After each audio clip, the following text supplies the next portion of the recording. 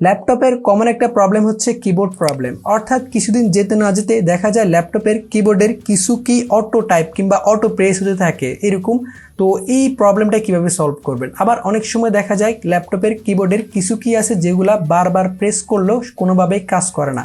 তো এই প্রবলেমগুলা কিভাবে সলভ করবেন সেটা মূলত আমি আমার আজকের এই ভিডিওতে দেখাবো। So friends, if you are new to my channel, please do subscribe, and if you already did this, thank you so much. By the way, এর জন্য প্রথমে আপনাকে মেক শিওর করে নিতে হবে আপনার ল্যাপটপের কোন কিগুলা অটো প্রেস হচ্ছে কিংবা কোন কিগুলা অটো টাইপ হচ্ছে অথবা কোন কিগুলা আপনার বারবার প্রেস করলেও কাজ করে না। এটা আপনাকে আপনার নিজ দায়িত্বে শিওর হয়ে নিতে হবে।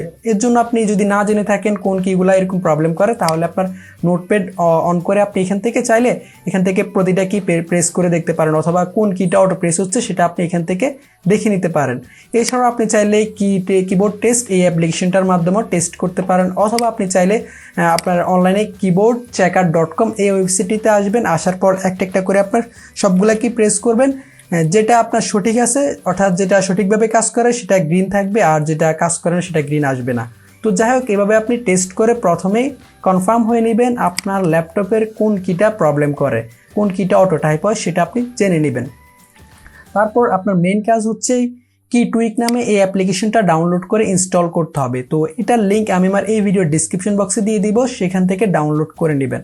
অলরাইট, ডাউনলোড করে এটাকে ওপেন করতে হবে। ওপেন করার জন্য এখান থেকে পারমিশন চাইলে সিম্পলি ইয়েসে ক্লিক করে দিবেন।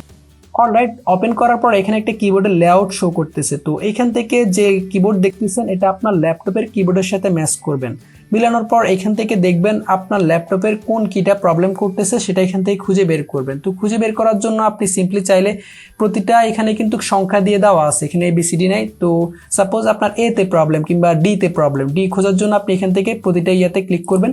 এই যে ক্লিক করলে এখানে B শো করতেছে। তারপর এটা হচ্ছে 50, এটা হচ্ছে আপনার N হচ্ছে 51, তারপর M, তারপর হচ্ছে PC, তারপর এই যে জেড। তো এইভাবে আপনি একটা একটা ক্লিক করে আপনার যে ইয়াটাতে প্রবলেম সেটাতে আপনি খুঁজে বের করবেন। তো আমি ডিটা খুঁজে দেখাচ্ছি আপনাদেরকে। সাপোজ আমার ডিতে প্রবলেম, এই যে 33 হচ্ছে ডি। তো এইভাবে আপনার যেটাতে প্রবলেম সেটাতে আপনি এখানে ক্লিক করে সেটা খুঁজে বের করে নেবেন। তো আমার হচ্ছে হাইপেনের প্রবলেম, নর্মালি যে 12 সিলেক্ট করলাম। তো তারপর এখান থেকে হচ্ছে 105 এটা সিলেক্ট করলাম। তো যাই হোক, আপনার যেটাতে প্রবলেম আপনি সেটাইভাবে সিলেক্ট করবেন। সিলেক্ট করার পর এখানে আপনার যে ডিজেবল কি নামে একটা অপশন আছে, ডিজেবল কিতে আপনি ক্লিক করে দিবেন। ক্লিক করলে এখানে এই যে ডিজেবল হয়ে গেছে কিটা। তো ডিজেবল হলে আপনার যদি একাধিক কিতে প্রবলেম থাকে তাহলে আপনি সেমভাবে প্রতিটা কিভাবে সিলেক্ট করবেন। সিলেক্ট করার পর এখান থেকে সিম্পলি ডিজেবলে ক্লিক করবেন, দেন এখান থেকে অ্যাপ্লাইতে ক্লিক করলে আপনার কম্পিউটারটা রিস্টার্ট নিবে, তখন আপনার প্রবলেমটা সলভ হয়ে যাবে।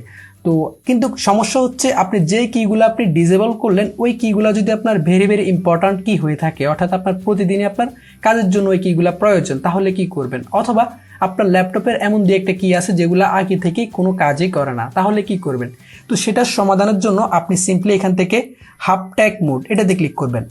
তো তারপর এখান থেকে স্ক্যান এ সিঙ্গেল কে এটাতে ক্লিক করতে হবে। তো এখানে মূলত আপনাকে আপনার কিবোর্ড থেকে এমন একটা সচল অপ্রয়োজনীয় কি সিলেক্ট করতে হবে যেটা সচল আছে, অর্থাৎ আপনার সচল আছে, সঠিকভাবে কাজ করে কিন্তু কোনো কাজে আসে না, আপনার তেমন কোনো ব্যবহার হয় না, ওইরকম একটা কি এখানে সিলেক্ট করতে হবে।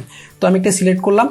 আর এখান থেকে আপনাকে সিলেক্ট করতে হবে যে কিটা আপনি ডিজেবল করছেন কিন্তু ওই কিটা আপনার প্রতিনিয়ত কোনো না কোনো কাজে আসে, অথবা আপনার ল্যাপটপের এমন একটা কি আছে যেটা আপনার প্রতিনিয়ত প্রয়োজন আসে কিন্তু ওই কিটা প্রেস করলেও কোনো কাজে আসে না, ওই কিটা এখান থেকে সিলেক্ট করতে হবে। তো বিষয়টা আমি আরেকটু ক্লিয়ার করে নিই। সাপোজ আপনার কম্পিউটারে সি অর্থাৎ ABC যেটা আছে, সি কিটা সঠিকভাবে কাজ করে কিন্তু সি আপনার তেমন কোনো প্রয়োজন নাই, আপনার প্রয়োজন হচ্ছে ডি, কিন্তু ডি কিটা ডিজেবল হয়ে আছে কিংবা কোনো কারণে নষ্ট হয়ে আছে। তাহলে আপনি যখন প্রথম বক্সে সি সিলেক্ট করবেন আর দ্বিতীয় বক্স থেকে যখন ডি সিলেক্ট করে দিবেন, সিলেক্ট করার পর আপনার এরপর থেকে আপনার যখন আপনি সি প্রেস করবেন, সি প্রেস করলে তখন আর সি লেখা উঠবে না, সি লেখা না উঠে তখন লেখা উঠবে ডি। তো সেটা যে কি হোক না কেন সেটা তো আপনারটা আপনি নিজেই ভালো বুঝেন। তো সিলেক্ট করার পর এখান থেকে সিম্পলি রিম্যাপে ক্লিক করবেন। রিম্যাপে ক্লিক করলে এখানে সিলেক্ট হয়ে যাবে। তো এই ক্ষেত্রে আপনার যদি একাধিক কিতে এরকম প্রবলেম হয় তাহলে এখান থেকে সেমভাবে আপনি এখান থেকে হাফ ট্যাগ মোডে ক্লিক করে স্ক্যানে সিলেক্ট করে আপনার সিলেক্ট করে সিম্পলি এখান থেকে রিম্যাপ করে দিবেন। তো যাই হোক, সিলেক্ট করে দেওয়ার পর আপনার দ্বিতীয় কাজ হচ্ছে এখান থেকে আপনি সিম্পলি অ্যাপ্লাইতে ক্লিক করতে হবে।